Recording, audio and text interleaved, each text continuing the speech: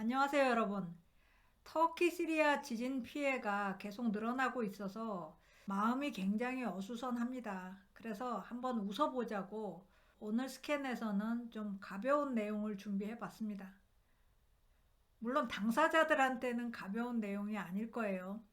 그런데 우리는 당사자가 아니라서 약간 코미디 관람하는 기분으로 봐도 될 것 같습니다. 자, 영국이 EU에 재가입한다. 아직 시동이 걸린 얘기는 아닌데요. 칼럼이 하나 떴습니다. 2월 6일자 파이낸셜 타임즈에 기데온 라흐만이 오피니언란에 EU에 재가입하자는 칼럼을 썼어요. 그리고 가입을 위한 기본적인 방법까지 제시를 했어요. 기데온 라흐만은 파이낸셜 타임즈의 스타 칼럼니스트입니다. 전 세계에서 가장 유명한 언론인 중에 하나고요. 경제 쪽은 아니고 정치 쪽입니다. 국제정치 Foreign Affairs 분야의 Chief Commentator입니다. 자, 이 칼럼에 대한 반응이 뜨겁습니다. 댓글 2,000개는 쉽게 넘길 것 같아요. 지금 한 1,900개 됐는데 주로 찬성하는 내용들이에요. 그래, EU에 재가입하자. 파이낸셜 타임즈는 댓글이 굉장히 활발합니다. 활발하다고 해서 댓글을 많이 올리는 건 아니에요. 그런데 댓글 하나하나가 퀄리티 댓글이에요. 댓글이 500개 이상 달린다. 그러면 정말 히트한 거거든요. 댓글 500개 이상 달리는 경우가 사실 많지 않습니다. 그런데 2,000개를 넘긴다? 이거는 히트 중에 히트죠. 그래서 어제 오늘 제가 이 댓글들 읽으라고 시간을 너무 많이 썼는데 어쨌든 간에 아주 열렬한 반응이 나타나고 있습니다. 주로 찬성 반응인 거는 뭐 당연해요. 왜냐하면 파이낸셜 타임스가 영국의 EU 탈퇴에 대해서 정말 반대를 했거든요. 국민투표 전에는 거의 읍소하다시피 우리 다시 못 올 길을 가지 말자, 나라를 구하자, EU에 그대로 있자, 뭐 이런 칼럼이 하루에도 몇 개씩 나왔습니다. 그런데도 국민투표 결과는 EU 탈퇴였죠. 자, 영국은 2016년에 국민투표로 브렉시트를 결정했습니다. 그리고 2020년에 EU와 법적으로 헤어졌죠. 자, 2016년 국민투표도 사실 꼭 할 필요는 없는 거였어요. 당시 수상 데이빗 카메론은 프로 EU였습니다. 그런데 보수당 내에 있는 반 EU파들의 힘을 좀 꺾으려고 국민투표를 실시한 거죠. 카메론은 국민들의 정서를 완전히 오판했던 겁니다. 자, 국민투표 실시한다고 하니 국가가 두 개로 나뉘어질 정도로 논쟁과 충돌이 격심했습니다. 영국이 내전에 돌입했다, 이렇게 얘기하는 사람도 있었습니다. 영국 내전이 1600년대 한 번 있었는데 지금은 신영국 내전이다, 이렇게 얘기를 했어요. 자, 투표 결과는 EU를 떠나자는 쪽이 51.9%로 이겼습니다. 이 박빙의 득표율로 봐도 이 선택 과정이 얼마나 격렬했나를 알 수 있습니다. 국민투표 결과 나오고 카메론 수상은 곧바로 사직했습니다. 그리고 그 이후 수상을 역임한 사람들 전부 프로 브렉시트입니다. 자, 영국은 왜 EU에서 탈퇴했을까요? 가장 큰 것은 근저에 깔려있는 정체성입니다. 우리 주권은 우리 것이다, 유럽 것이 아니다 라는 생각이 굉장히 강하죠. 영국 사람들은 자신들이 유럽의 일부라고 생각하지 않습니다. 우리는 이렇고 유러피아는 이래, 뭐 이런 말을 일상 대화에서 쓸 정도죠. 그런데 EU의 한 부분으로 속한다? 이거는 인정 못하겠다라는 국민적 정서가 깔려 있었습니다. 거기에다가 국가 의료 시스템 NHS가 2015년쯤 되면 굉장히 상태가 나빠집니다. 급여가 낮아서 의료 인력들이 NHS를 떠나면서 인력 부족으로 허덕이게 됐습니다. 당연히 서비스가 나빠지겠죠.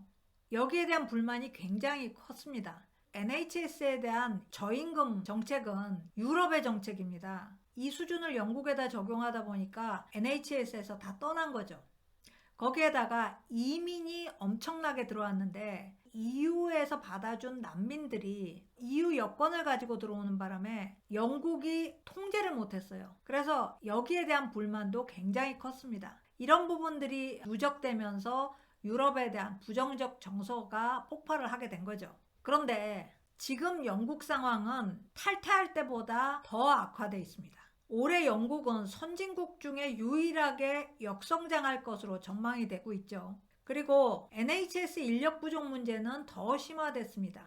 급여 인상도 제대로 못한 데다가 중간에 코로나 때문에 과로로 인력 이탈이 많았습니다. 그리고 이민자는 국민투표 전해에 35만 명이었는데 작년에는 50만 명을 넘었습니다. 언어를 배우려면 영어를 배우자. 그리고 또 미국으로 갈 기회도 있지 않겠느냐. 이렇게 생각하는 사람들이 많아서 영국은 이민자들한테는 아주 인기 있습니다. 근데 반대로 영국인들은 영국을 많이 떠나요. 최근에 여러 번에 걸쳐서 브렉시트에 대한 여론조사를 했습니다. 그런데 이 결과의 평균을 보면 58%가 재가입하자는데 찬성합니다. 특히 18세부터 24세의 젊은 층은 79%가 찬성합니다. 이 얘기는 무슨 얘기냐? 자, 젊은이들이 찬성하기 때문에 시간이 갈수록 전체적인 찬성 비율은 더 높아질 거라는 얘기죠.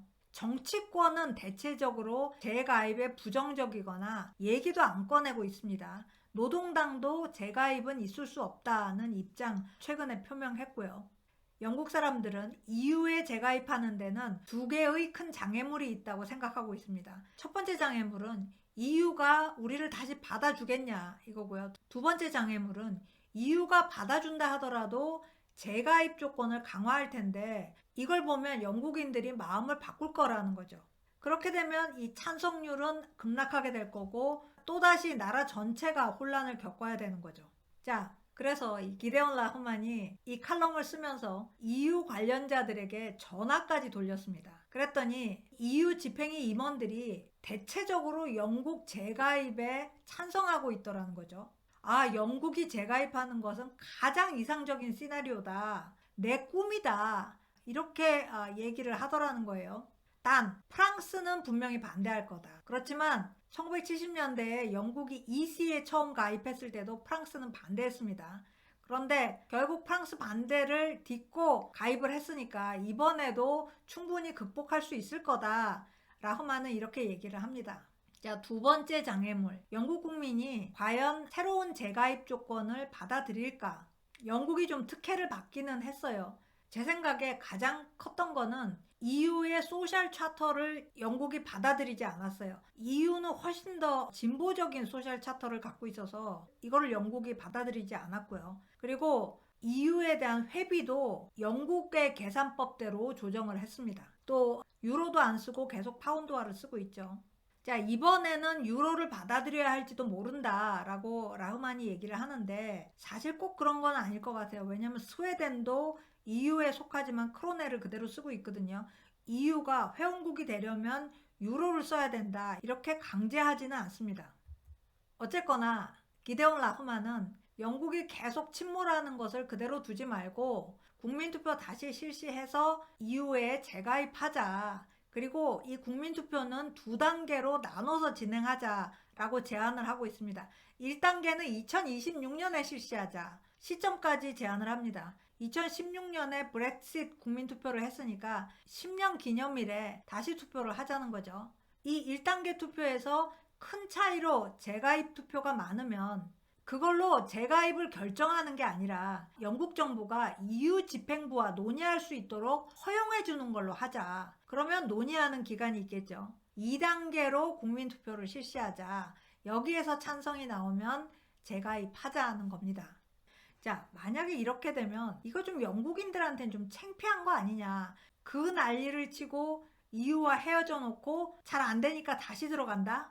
자, 라흐만은 좀 창피하면 어떠냐. 그러면서 역사를 소환합니다. 아까 말씀드린 1600년대 영국 내란은 이 왕권 친수설을 주장하던 국왕과 거기에 반대하는 공화파가 전쟁을 한 겁니다. 결과는 공화파의 승리로 끝났습니다. 찰스 1세는 처형당하고 올리버 크롬웰이 로드 프로텍터로 집권을 합니다. 그런데 올리버 크롬웰이 사망하고 나니까 정파들이 싸움을 하는 거예요. 서로 상대에게 정권을 주기 싫은 거예요. 그래서 결국 망명 중이던 왕자를 데리고 와서 찰스 2세로 즉위시킵니다.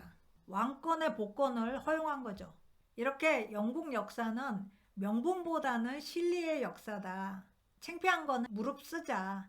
2026년에 국민투표로 EU에 재가입하자 라고 끝났어요.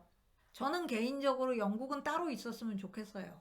그런데 영국의 최대 무역 파트너가 EU거든요. 그런데 브렉시트 이후에 EU와의 무역량이 굉장히 감소한 것은 맞습니다. 그래서 저는 EU 재가입보다 자유무역 협정을 체결하는 쪽이 어떨까 생각을 하는데, 영국이 수치도 무릅쓰고 주권도 중요하지 않다고 생각하면 뭐 할 수 없는 거죠.